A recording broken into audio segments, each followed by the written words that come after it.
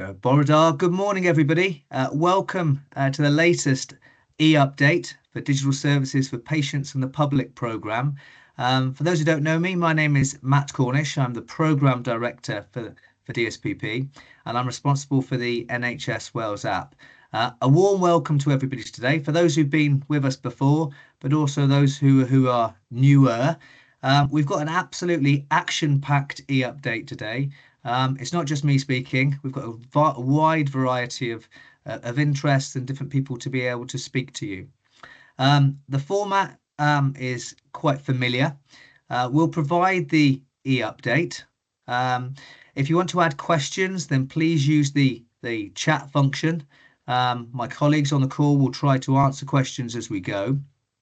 At the end, there will also be a question and answer session, so you're welcome to be able to put your hand up at that particular time and ask a question in person.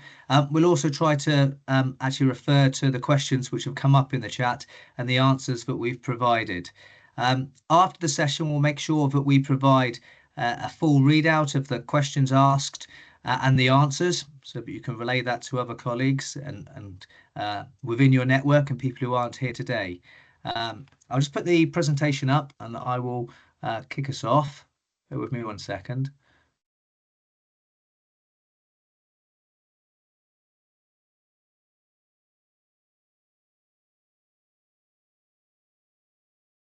Here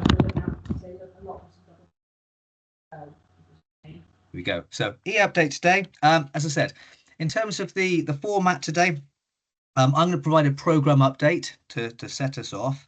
And then Joe Dundon, who many of you will know, will provide an update on some of the feature engagement work we've been doing.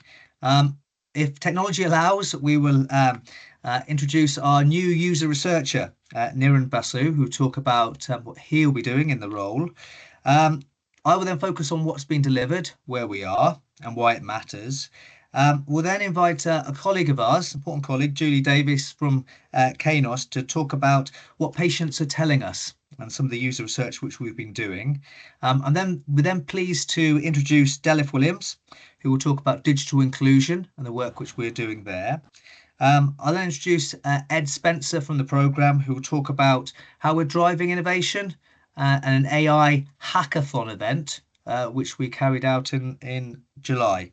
And then Ed will pick up in terms of looking ahead, what's to come, and then we'll move on to the question and answer. So quite a lot today, but hopefully it'll meet your expectations. So in terms of the programme update, importantly, we're coming towards the end of September now, where we are 6 months into our delivery year. Our focus is very much on delivering the features which are in our roadmap and the features which patients and the public want. Most importantly, was about access to the NHS Wales app, and we were able to introduce the Welsh Identity Verification Service. I described that in our last update back in April, and since April, that particular feature has been used nearly 3,000 times to be able to enable people who aren't able to use the digital only journey to be able to get into the NHS Wales app. As you can see from this particular slide, the vast majority of GP practices in Wales have been supporting patients to be able to use this journey. The size of the circles denotes the number of patients which have gone through and been able to use it. And as I'd emphasise, it's an alternative route to get people onto the NHS Wales app, but a really, really important route to ensure that those who don't have the driving licence or don't have a passport have an alternative way of being able to get on. In terms of context, I said 3,000 uplifts or just under. The app itself reached just over 500,000 registered users last month, 510,000. Activity through the app, routinely we have 20,000 people log in each day. Many of them focused on either looking at their health record or looking to order repeat prescriptions. Repeat prescriptions is the most popular feature, and there are 164,000 of those ordered via the NHS Wales app every month. Another feature which we've deployed, but we have some work to do on, is called Authorised Access. It's a feature, first step in enabling kind of proxy access within a GP practice, an EMIS-supported GP practice. We've deployed it with 2 pathfinder practices in Rumney and in Newtown. Unfortunately, at the moment, it's not working as we intended it to work. And so there's work which we're doing to be able to investigate and resolve that. Once we have resolved and we're proving how it works within those practices, we'll be looking to expand across other EMIS-supported GP practices across Wales. We recognise this is a really, really important use case because there are people in a caring responsibility, either for children or for other adults, who would really value this particular feature. And so we're really keen to be able to make this available. I'm going to hand across to Joe Dunder next. Joe to talk about the work on feature engagements. Just one slide, but Joe, if you don't mind just giving some headlines for people on the call today. Yes, certainly. Thank you, Matt. So, as you're aware from our last update, I gave an in-depth description of all the features, the 11 that went through the prioritisation phase. And out of those, 10 have actually gone forward. We're still in discussions with the subject matter experts on how these will be go through the discovery phase, but to make sure that we are identifying those priorities based on the feedback we get from patients through surveys and discussions, plus the feedback within the app itself. We make sure that we get insights from health and care professionals, as well as the service transformation needs with our partners in health boards and trusts. We've also done a lot of work on technical dependencies. So again, we want to build on that to make sure that we are building those into everything that we're doing. The other bits of work we do as well is on seldom-heard voices and digital inclusion. So Dalith can explain a bit more about that later, but it's just making sure that as part of all the work that we do, this is making sure it's built into the future roadmap for the app. Our next workshops are going to be in February. We have a couple of features lined up, but if anyone is interested in speaking to me about their features that they'd like to see in the app, please get in touch. Thank you. Thank you, Joe. So with a bit of luck, hopefully Niran will be able to pick up the next bit, introducing Niran to talk about user research. Are you there, Niran? I hope so. Can everybody hear me? We can hear you loud and clear. You tell me where to click where you'd like. Yeah, okay. Hello, everyone. I'm Niran Basu, and I'm the new user researcher on the project. I'll be working very closely with Julian Dunk, and basically my role will involve planning research and running it, finding out what matters, and I suppose providing the team with the evidence that they need to actually make decisions. Next slide, please. In terms of what I hope to achieve, well, basically build on the excellent work that's been conducted by Julie and Doug. Ensure that patients are involved, just like they have been at every stage, and clinicians, of course, at every stage of the process, and share what I've learned, with the main aim being making sure that the app works for everyone. That's it. Thank you. Thanks, Niran. I'm going to turn now to planned care. And I'm talking about planned care, some important features which have been in development for some time and are on the near horizon of being delivered. So there's a group of features which we've been working on, effectively showing that a patient has been referred to a waiting list, and also showing how they can wait well whilst they're on that waiting list, and their indicative time to treatment, as well as showing hospital appointments, secondary care appointments here, and what they could do if they need to change those appointments, the contact centres within the health boards which will support that, thereby supporting effectively choice for patients, but more importantly as well, making sure that we're using all of the capacity in the NHS to the best way possible. So we've been working with a pathfinder waiting list, the general surgery waiting list within Hywel Dda University Health Board, and we've proved those features described there work well with that waiting list.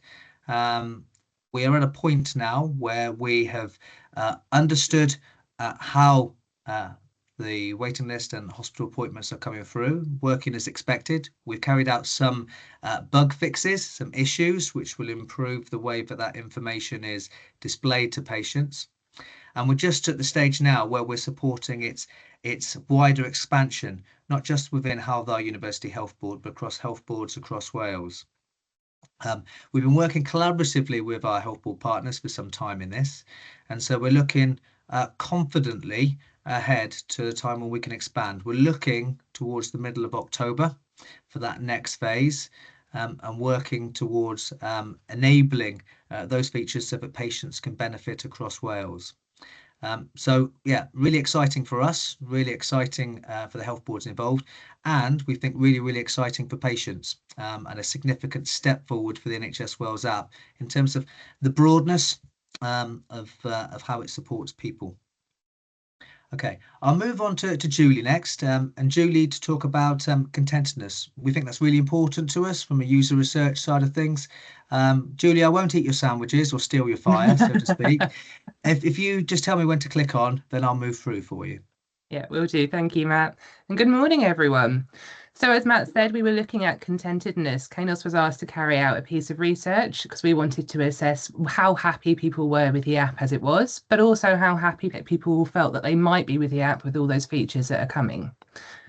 This was both looking at this from the perspective of the public, so we were talking to patients and, say, public users, but we also wanted to look at primary care professionals and engage with people that were using this from the other side as well. So we had two slightly different approaches for this. For our patients and public approach, we were going out through our user research panel and some of the many networks that Joe can help connect us to that we do already have established. And that came back with 2,480 completed surveys, of which more than 700 were non-panel members. From this, we then went to follow up with 8 interviews to try and understand perspectives and opinions in a bit more detail. And something similar with the primary care approach, but not quite the same. So again, we went out with surveys and we went through the primary care team mailbox, and that came back with 1,470 completed surveys. But in terms of taking that forward with follow-up work, that's still to be completed and will be happening shortly. Next slide, please. To give you a bit here about kind of like the headline themes that we were finding. One of the first things to note is that there seems to be this big kind of lack of awareness about what currently even exists. If you can click me one more time, please, Matt, that should bring up a quote. So even with what's in the app at the moment, people just don't know what's there. You're coming in for one sort of primary use, and if you're not really investigating it as a user to see what else there is, but when actually going through this with people and they could see what other things were available, there was quite a positive response. So we can see one of those quotes there is that immediately it's improved their thoughts on the app because they just didn't know it was there. For us, that tells us that we need to do a better job about how we actually communicate this to people for when features are available, whether or not that's the current ones or the new ones as they come in. If you can just click again for me, please. Again, looking at why people weren't so happy, the dissatisfaction that came from sort of our users in terms of how the app is at the moment. A lot of this centres around what the GP practices are enabling and that kind of lack of control that people feel that they have in terms of actually being able to access these things. Everything feels that it's at GP practice level. They can turn things off and say no, and you've got no way around that unless you change GP practices. So one of the things that we're thinking about here is about a central mandate for like a minimum level of functionality. It is something that NHS England did with their contracts to try and sort of deal with this problem. And it's something we're considering at this point too. Again, if you can just do one more click for me, please. In terms of the future features that were being looked at, so we had 3 videos that people were shown. One was around the planned care that Matt's already talked about, so that access to sort of the waiting list visibility and what that might look like within the app.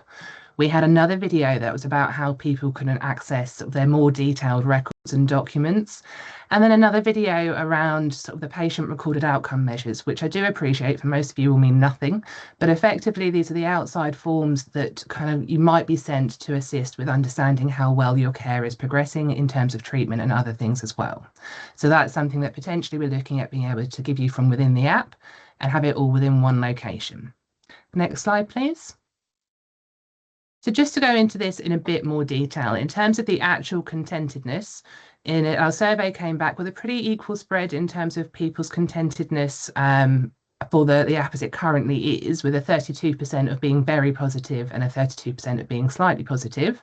So by no means is that a negative number. That kind of tells us that when the most important things that people want to do, they are being successful with. So what they're coming forward to do, more often than not, they can, but there's obviously still room for improvements. When they were shown the videos and then asked about how they felt about the app moving forward with all the new features, that went up to 85%. So going from 32% of very positive, we went to 58% of very positive, which again, we wanted to explore in a bit more detail, and we'll do that on the next slide. If you could just move forward for me. And give me one more click.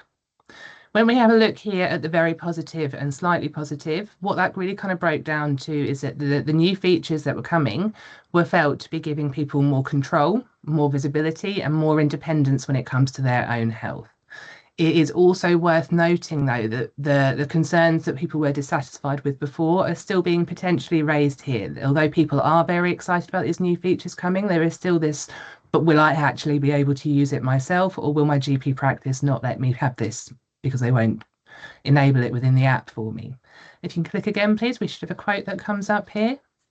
Yeah, see, so we've got this one here that says, if I'm able to access all of these, it would be wonderful. So much easier to keep an eye on your own health. And that's just a little sort of snippet of some of the things that we were getting through when talking to people about how they felt these new features may or may not help them. Right, we're now going to look at the negative comments in a bit more detail too. So if you can just give me a couple more clicks and one more, please, we'll bring the quotes up at the same time. So as mentioned before, this whole kind of disbelief about whether or not it will be something that's going to be available to them does come into this still negative opinion that's coming through. Other reasons that people were feeling a bit more negative about this is around whether or not they feel they can actually use the app in the first place. So that people have experienced some difficulties with being able to get through the NHS login, or whether or not their devices are at the recent enough that it will actually be able to host this in the first place, and those kind of previous impressions are still holding and things that we will need to be considering. The other thing that was coming up in this is around our approach. So there was a few feelings that the concentration, rather than being looking at bringing more features in, should be about the improvement of the features that exist. So there is still a gap, and we are aware of this, between My Health Online and what's available within the app. And for some of our patients, they feel the focus should be more on those areas. Next slide, please.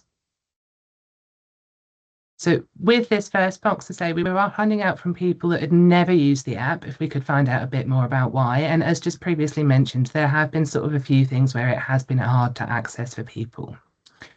Part of this also includes the fact of not everybody realizes that there is a online web version as well. So people, where you can't access it on their phones, if they don't have a smartphone, or if they do have a smartphone but it's not up to date enough with the right software to hold this sort of information, then they sort of think that that's it and it's the only way they can access it, rather than sort of going through the NHS login through a different device.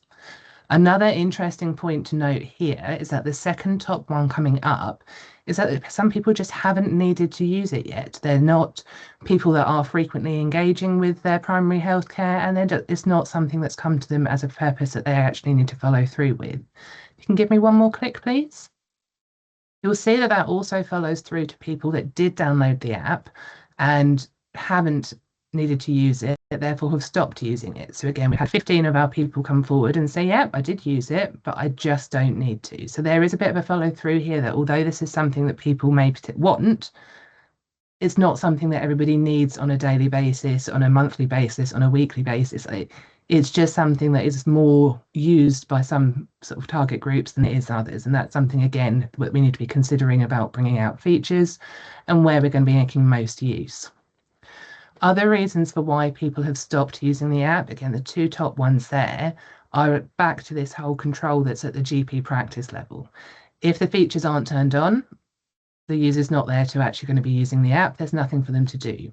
Or with what is accessible to them, there's just not enough information there. So there might be some incomplete records, or where they feel actually they're being shown the basic information that they know and they want things in a bit more detail. Next slide, please. And as we were saying before, the importance around that My Health Online and the app in terms of its functionality and looking at those gaps We did ask people about things that they want, and this gives a bit of a view as to stuff that we're working on, a few bits where there is still some gaps there too. But if we look at those top 4, just the general question of what else would you like to see or would you like to see improved within the app, 435 responses couldn't think of anything more that they particularly wanted at this time, or anything that didn't include the new features coming in. The mandated minimum access level came in as our second top one, which, as I said, is already something that we're looking through and having talks with at the moment. More details in their records, and the ability to book a GP appointment. So those are our 4 strongest contenders that came in from what patients are telling us. Other things that have come in, we've put the little green ticks next to the ones that we are working on. So again, as Matt said in the beginning, the proxy access, it's currently with 2 GP surgeries to help us in this alpha stage at the moment. The notifications for repeat medications, and the sort of easier navigation, and just having a bit more detail and explaining some of the terms in there better so it's more understandable. Next slide, please. And then from the other perspective, what we learned from engaging with the GP practices is that in terms of the features that are turned on, the most popular feature that has been turned on is around ordering the repeat prescriptions. What is quite interesting from what we found out, though, is there's also some quite high percentages of people that just aren't sure about what's been turned on and what hasn't. And this links to the next slide, if we can just move one more forward. When also asking around the things that people would need to enable them to turn on these features, 40% of responses came into a category around sort of training and advice about how this would be done. There is this bit of unsurety with GP practices that haven't been necessarily engaged with enough about how to turn things on, how it might work, what the benefits are. Whether or not there's a bit of reassurance around the impact that it will have on them or the impact it will have for them, their patients. And there is some work that we sort of still need to be looking at and doing there. So we can just move on to the next slide, please. So just in terms of the recommendations that have come out of this piece of work, as just said, one of the priorities that we want to be looking at to start with is around reaching out to those practices who have said, we just need a bit of extra help with this, and seeing what we can do to help enable those features in those practices. Part of that will also include the building of case studies so that we can evidence where those who have turned it on and it's working well and the impact it's having, to help with that building of reassurance so that they actually have an idea about what to expect if they were to turn something on. To continue working with the Welsh Government so that we can be looking at exploring that minimum access levels and exploring the e-triage, because that will be what helps to turn on the appointments for a number of practices. There is a bit of a worry that patients might end up booking wrong appointments, and this, rather than being beneficial without the triage, that's something that would create more work and wasted time and appointments. So by exploring e-triage, then we would be able to negate around that and hopefully provide that reassurance to be able to turn on the online booking system. Then from the user experience perspective, what we want to be looking at is filling in those remaining My Health Online gaps. This is something that people would have been able to do before and they're now missing. So if we can look at kind of filling those gaps in sooner rather than later, that will certainly help with the transition from one service to another. And also to review this onboarding journey. So as I said, there is a lack of awareness about what currently exists within the app, and there is lots of features that just aren't being utilised that people may want to be using. So with this, if we can think about how that communication comes out to people, whether or not that is about the existing ones or whether or not that's about the new features when they launch, there is some kind of campaign or plan that needs to be in place so that we can try and help people get the best use that they can out of the app. And so that's it from me for today, Matt. Thank you very much. Thanks, Julie. So onwards and upwards, so to speak. I'd like to introduce Delif to be able to talk about digital inclusion and work which has been taking place in the Cardiff area, which we think has got huge potential for benefiting many others. Is that all right for you, Delif? Yeah, that's great. Thanks, Matt. Just going to say, I think there's a lot of things in here that echo the stuff that Julie's been talking about, so really interesting. I'm also going to talk to you a little bit about the work we've been doing with Compass as well. So over the last sort of year or so, we've linked in with Compass to really look at some of the some very specific work packages with them, 2 of which I'm going to chat very briefly about to you now.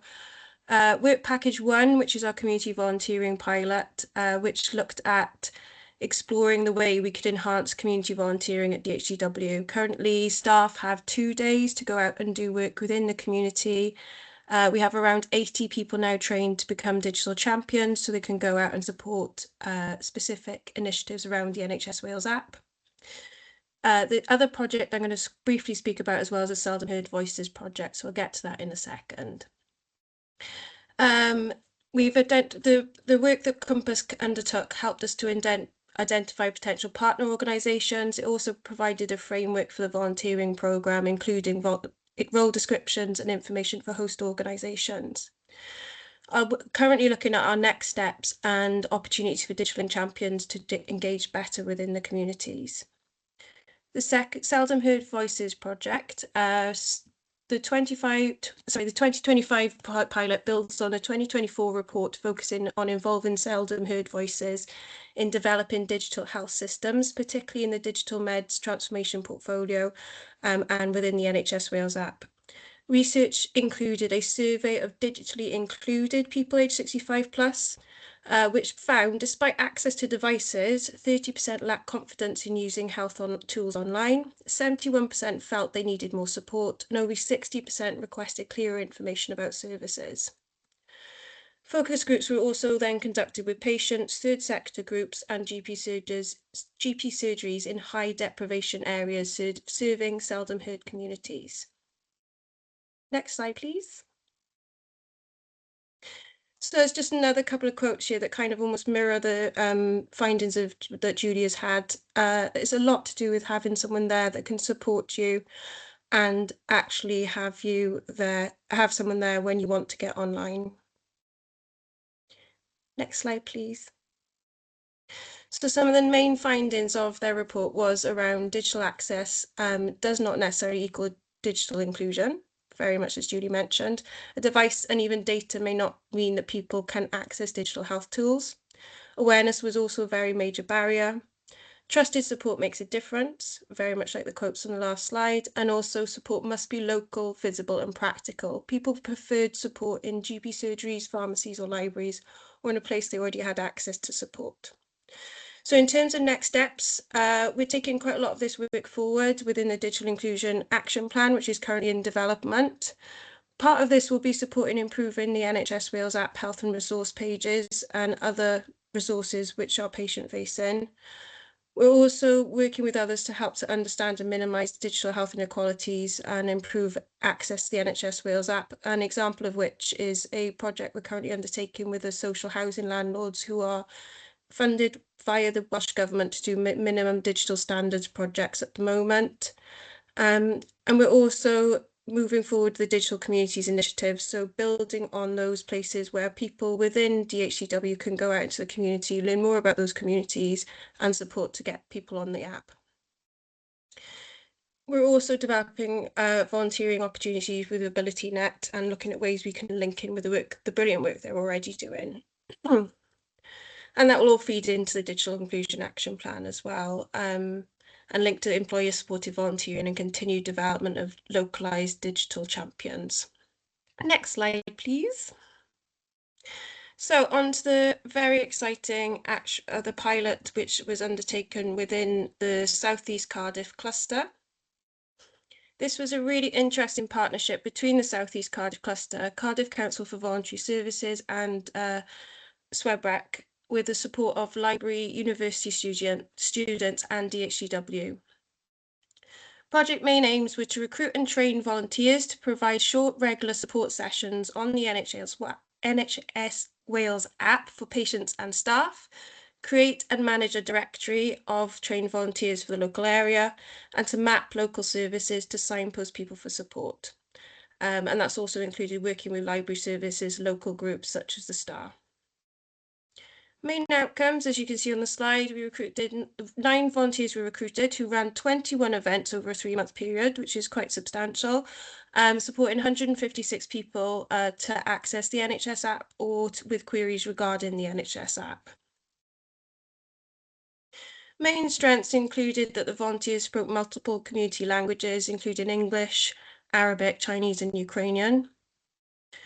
We were also able to collect improved feedback on the app usability and suggested improvements, leading to further evidence to enhancements like proxy login and identity verification methods. Volunteers will continue to support the community, and this has an estimated reach of up to 1,000 new users per year. Next slide, please. So in terms of the next steps linked to this, we really want to review and reflect on the programme and incorporate that learning into the Digital Inclusion Action Plan. We need to develop a resource pack to support others to take this forward within their own communities and adapt as necessary, not one size fits all, especially in different communities across Wales. So every intervention needs to be flexible. And we also want to continue to develop local partnerships across Wales based on local need to build and scale our reach. And there will be full reports for all these projects, which will be published and shared as soon as they are available. That's me done. Thanks, Delith. That's excellent. On to the next. I know we should have Ed Spencer to be able to talk about the AI hackathon. Ed, are you there? Are you able to come in?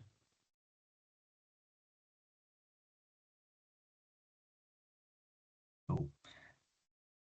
Silence from Ed. I will carry on then in Ed's absence. So we carried out, say, a hackathon event, and what a hackathon is gathering together a group of people who can, I suppose, think of, I say, ideas and improvements, and quite rapidly be able to develop those into kind of a proof of concept.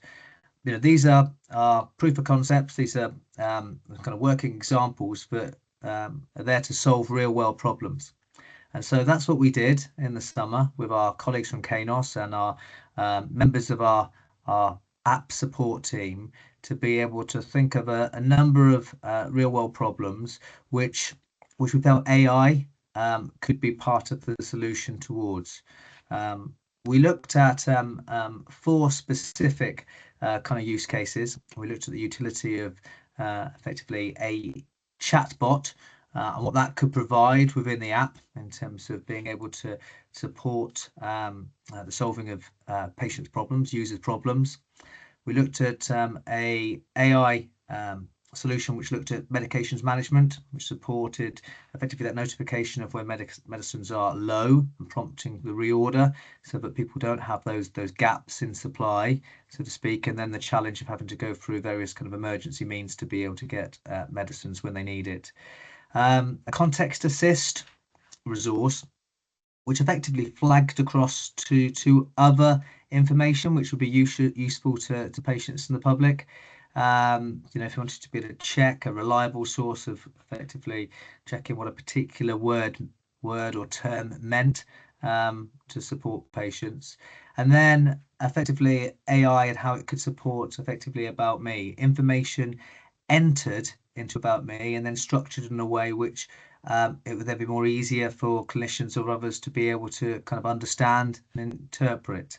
And so that's what we kind of looked at.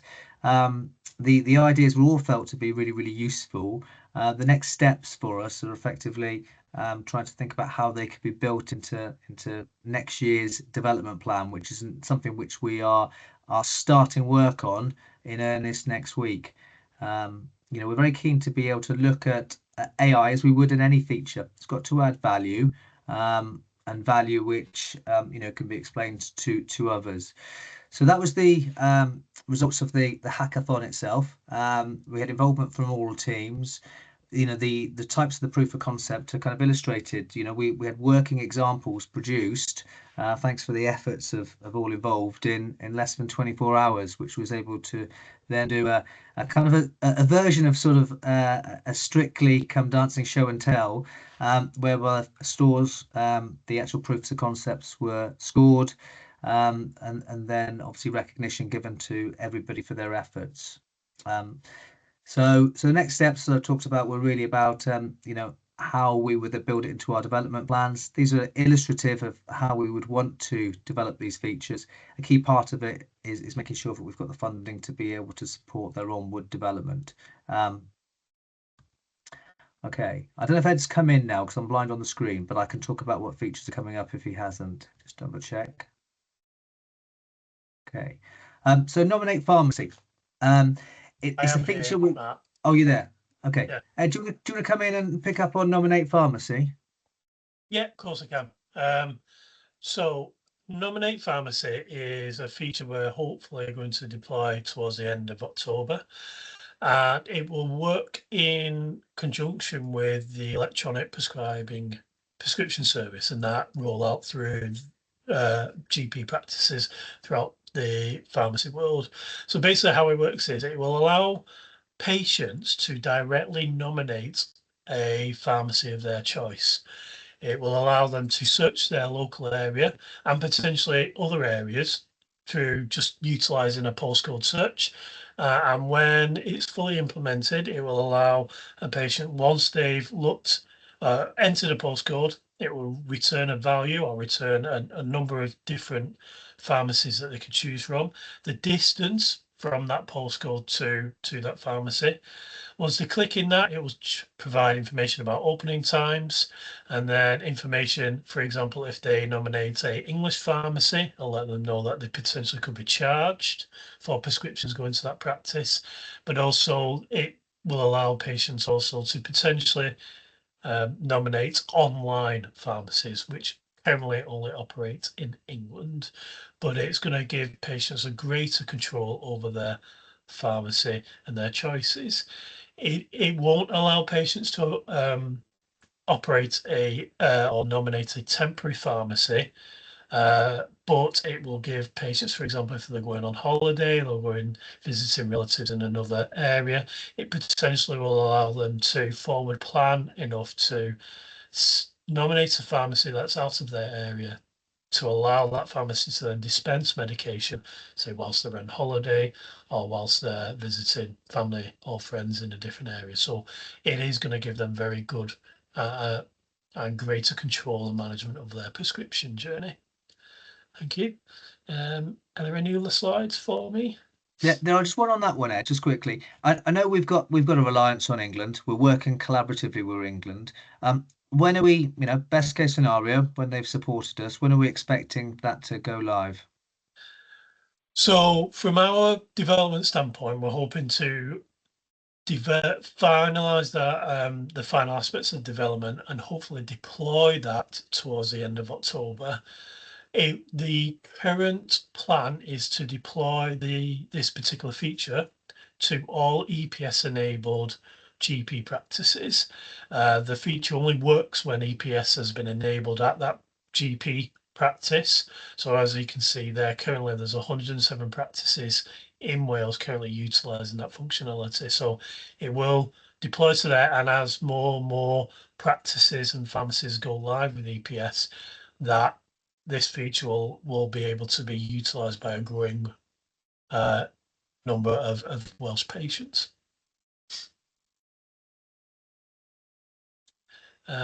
Is there any other slides or anything that you want me to talk to? I think that's it, Ed. And I'm grateful for everybody's inputs today. I say it's been a bumper e-update in terms of the spread which we've included. Are there any questions from anybody? Obviously I've been trying to present. Any questions from the chat which members of the team would like to flag have been asked and what we were able to answer? Yeah, there's a few on here, Matt, about patients' access to medical records and what can be done to support that. I think I've put a little bit of a message, but I think it might be worth explaining a little bit of the work that we've been doing with GP practices and demos, to explain what resources are available and how we are looking at the detailed coded record as well. So if you want to talk about that. I can. So I'll talk first of all. So there's a piece of work which our Welsh Government sponsors have asked all health boards to support us with in terms of setting out the services enabled via the NHS Wales app, and also those that aren't. We're collecting that on behalf of government and we're providing it through to them. That'll explain, I suppose, the consistency or inconsistency of kind of service offer. We'll do our bit from, I suppose, the programme and respect of the app insofar as reaching out to try to make things easier to cover that gap. If there's a knowledge gap within practices, and we've got various videos being prepared which will support practice staff in terms of actually the actions to take to be able to make more of the detailed coded record and be able to provide more to patients. So that's our kind of direct response to it. We do need to link in really closely and continue to do so with our primary care colleagues within Digital Health and Care Wales, and also with government, and also with partners from the GP community to kind of understand actually how we can work together insofar as the services that they offer. I can see Tom's got a hand up, and I think Tom's probably question may come in on this subject. Tom, do you want to come in? Yeah, thank you very much, Matt. As you and the team know, I'm a great supporter of the NHS app, and I'm deeply disappointed at the lack of progress in the use of it that we've actually receiving. And one thing which hasn't come out this morning, which perhaps I should for the audience say, I represent Llais on digital technology in North Wales, and it's been my career through life to do this. There is, when I go around North Wales, a lack of confidence by the GPs in the app. And I see nothing in the programme that you're going to LMCs and persuading them that the app is actually something which is of use to them and which they ought to be advocating to their practices. Now, I'm very conscious that this morning both my practice is on this app and also one in the cluster that I work with in Blaen y Ffestiniog as well are on this particular app. And frankly, the NHS app is in non-existence in our particular area. Mine still says I can have repeat prescriptions, allergies and meds and nothing more. That's not an NHS app, that's a joke. And I understand the reason is that the GPs don't have confidence in it. And so there's a real issue, I think, for you in order to persuade GPs to have confidence in it. I don't believe that the politicians will now do it. I speak with many of the politicians, and it's not anywhere near the top of their agenda. They'd rather have another 10 ops carried out quickly and dispense with the NHS app. But unless we can actually get the profession to believe in it, as the profession does in England, then we are really fighting a lost cause. And I don't know whether either my practice or Blaen would like to come in and say what they feel from the North Wales situation. Thanks, Tom. Now, there's feedback is really important, okay, and that's why, as we explained, we'd gone out and canvassed the opinion of 1,400 members of GP practice staff. And I think that Julie gave an accurate reflection of that feedback which had been provided to us. Now, we're part of the system, but we're not the whole system. I obviously can't talk about the intentions of politicians. That would be not my place. What we're keen to do is to work in partnership. So we will continue to work with GP representatives. We'll continue to improve the app in terms of how it works. We'll improve the understanding of GP practice about how they can do more. And we will be sharing effectively the services which are enabled or not enabled via the app with our Welsh Government colleagues and GPC Welsh representatives to work out what we can do together. I was at an important meeting yesterday. It was a 4 Nations Plus meeting where we were talking about respective apps with colleagues in England, and the intention from colleagues in Northern Ireland and Scotland and the Republic of Ireland. And many of these problems, can you describe, are mirrored across the border in England in terms of the inconsistency of access. And so that's something which we've got to do as a whole healthcare system. But I'm the feedback you've relayed is important because it represents the way that you feel and how you've canvassed opinion amongst those in North Wales, and we'll want to be able to do more to be able to improve that offer. Part of our work is very much actually showing that baseline to government so that they can sponsor action in the areas which kind of Julie has drawn out. Okay, any other questions or feedback, please?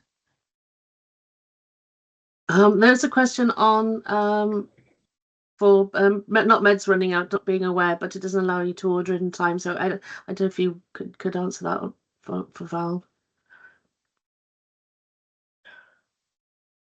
Go ahead. Do you want to pick up on that particular question, if you don't mind? Yeah, of course. Could you just repeat that? Sorry, Joe. Sorry, it's Val's stating that her problem with meds running out is not that she got not aware of it, but the app doesn't allow her to order a repeat in time. There is a prescription window that is set by the GP practices. Now, as soon as that's made available, anybody can then order their repeat medication. Unfortunately, we don't really have control over this medication window that the GP sets within their clinical system. It is something that we do give guidance to general practice on. So unfortunately, if there is issues regarding ordering repeat medication, it will be something to pick up directly with the general practice, I'm afraid.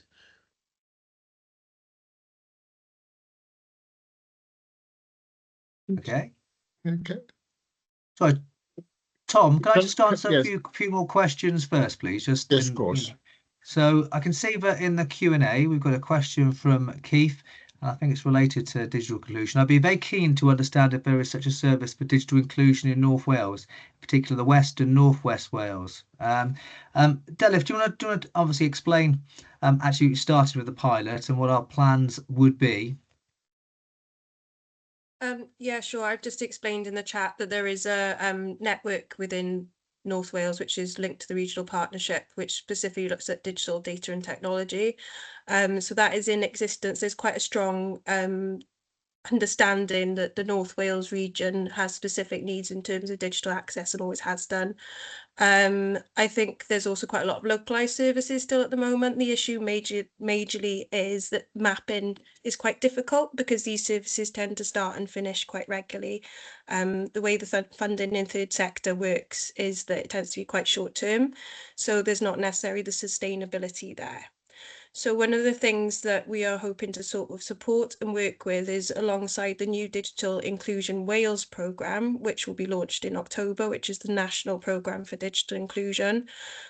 Influence at that level to look at the different grants that are available locally, which are all 3-year funded programmes, which is a good amount of time for a grant funded project, and look at where we can support and develop programmes around the NHS Wales app support, more generally health and wellbeing support in digital forms as well. I think all the research that we've kind of shared today shows that there is still, while people are now using technology, it doesn't mean they necessarily are comfortable or confident in doing so. So it's about supporting and promoting that wherever we can and using our resources in the best way possible, which is one of the reasons I'm linking in with AbilityNet as well, because they will actually go and see people in people's homes. And they have really good reach into communities. So it's about trying different things out. And if anybody's got ideas, I'm very, very welcome to listen to those and see how we can potentially do them, because I do love trying things out and trying different things, especially in areas where we have specific challenges such as lack of connectivity or access and things like that. So please do get in touch. Thanks, Delif. I can see in the chat there's a question from Hayley Floyd. In terms of the national communications campaign to promote the app to the public. So we've got a campaign. There is a campaign which is on hold. I know that our government sponsors want to decide when to implement that campaign. And so when they instruct us that the time is right, then we'll be able to deploy it and to be able to inform the public about what's in the app. And what's to come, and to encourage particularly adoption. As I mentioned, the 500,000 people who've adopted it so far, largely that's been driven by GP practices. Some health board input, some attracted by ministerial announcements at various times, but we haven't had the ability to be able to mount the campaign yet. So we're ready. We'll deploy it when we're instructed to be able to do so. I can see there's a question as well from Teresa Harris, I know a regular attendee on these calls. Health boards need to be more engaged. The reason given is that GPs and medical practices are separate businesses. Health boards are very well engaged on the work which we're doing on waiting list referrals and also hospital appointments in the app. They're working very collaboratively with us. We're hopeful that the solutions which we talked about today will be consistently available. One of the key themes, I think, and I know that government want this, is services consistently available. We're aiming to do this very much for hospital appointments, waiting lists. We also want that consistently available within GP practices and the office. So, part of it has been able to provide that information to government in terms of the consistency of services which are available, and to be able to work together to be able to support at least the minimums which Julie described as the outcomes from the user research. Teresa, do you want to come in on that point?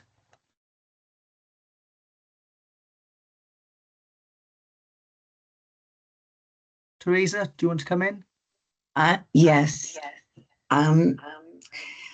I applaud the work being done by Cardiff and Vale. Where I live, there is no involvement from an Bevan Health Board whatsoever, to the extent that referrals to consultants in a particular medical condition, all they can say is the waiting list is 2 years or 3 years or 5 years, and patients are suffering.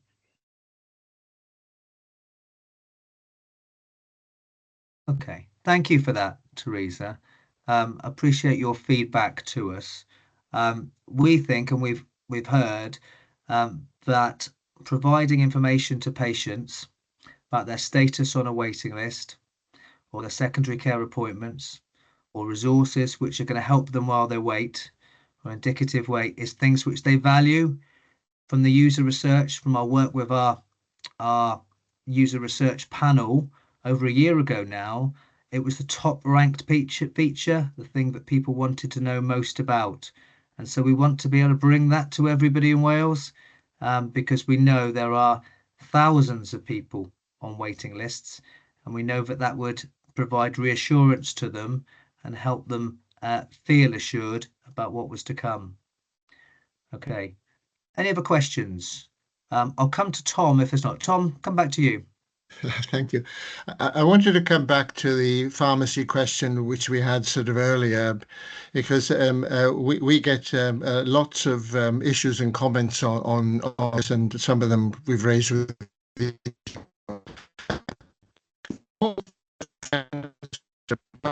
say a request for a repeat prescription. It produces a message at the surgery end. There was a suggestion a moment ago that that can be dealt with automatically by the EMIS computer, but I don't believe that's the case in my surgery. We are reliant upon one of the staff in order to accept that request or not. And that does mean causes delays, uncertainties, even people being told that they have not had their request accepted when indeed the prescription has been sort of issued, etc. There seems to be a lack of automation of handling the message after it arrives sort of at the surgery end. The second thing is that there is evidence that the repeat prescription record as shown on the NHS app is not always the same as the actual record of the prescriptions which are issued. I looked into this and I discovered indeed on my own record there are anomalies where the paper record does not match with the record on the NHS app.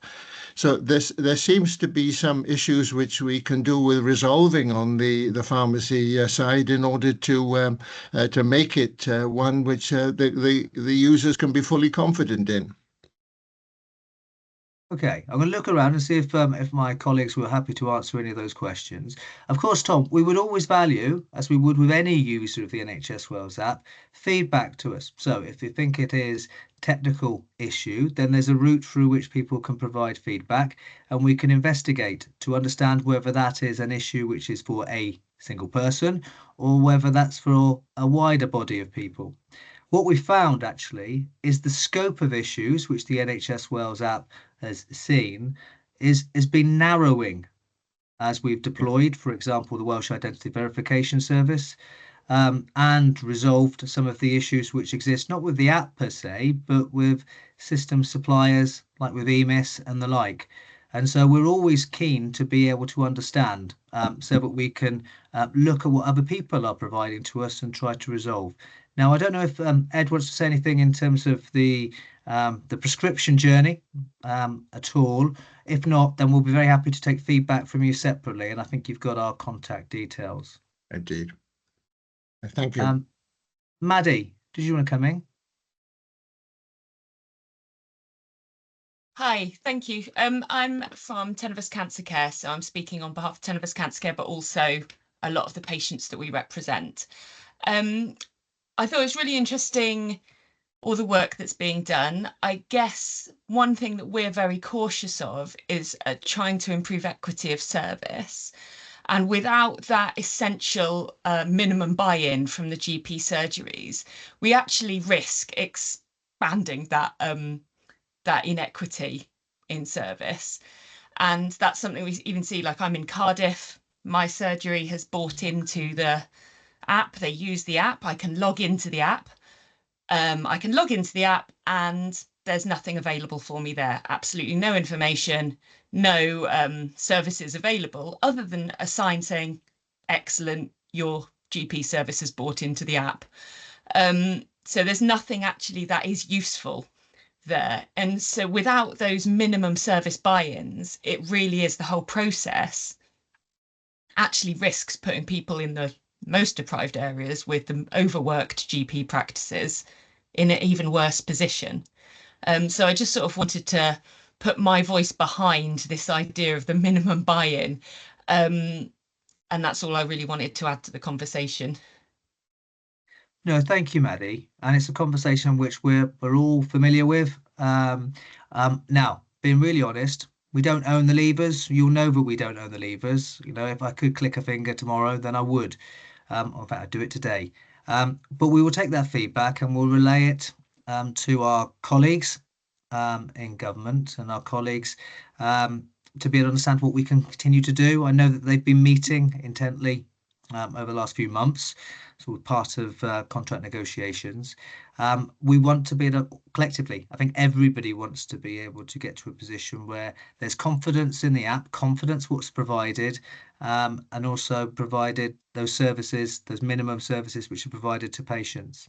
So all I can say is that these forums are useful to us, as are the user research which we've carried out, you know, with those sort of thousands of people and drawing on their feedback. So we use that evidence and we'll try to use it for the provide a more equitable offer for people across Wales. I'll pause there. I think we're coming towards the very end. We always value feedback of all types, feedback as well in terms of how we run these e-update sessions. So if there's more that you want to hear about, we would gladly hear it and we'll try and respond.